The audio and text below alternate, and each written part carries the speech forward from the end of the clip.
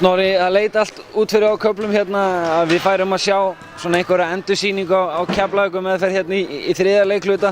Voruð þið farnir að næga leikluta þá, Garðbæingar?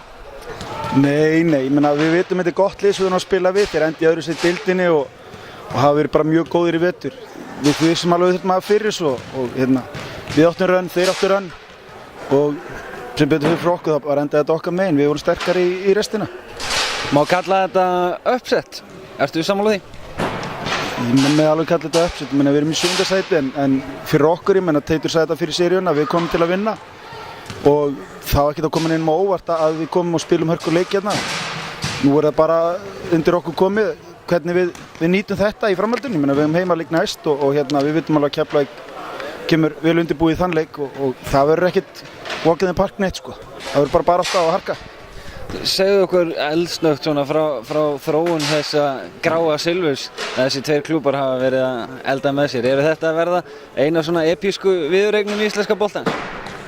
Þetta er náttúrulega 3. ári í röð sem við mætumst í 8 liða og hérna það hafa verið svakalega viðureignir og mörg orð látin falla og mikið gerst og þetta hefur bara alltaf verið hörku leikir þannig að jú, ég menna menn geta sagt þetta er svona epísk 8 liða hérna 8 liða úrslita viðureign sko þannig að jú, ég get alveg tekið undir það.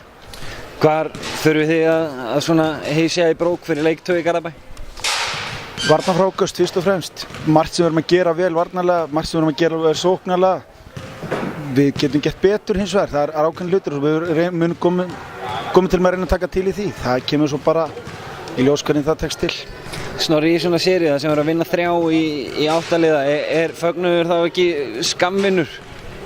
Jú, ég meina þetta er bara 1 leikur, það eru 4 eftir, það getur allt gerst. Þetta er bara að maður að taka 1 leik í einu og eins og segi, næsti leikur í Garðabæ mánudaginn. Ef sá leikur tapast þá er það á byrjunarreit, þá er þetta bara 3 leikja sería. Þannig að hver leikur í þessu dýrmætur.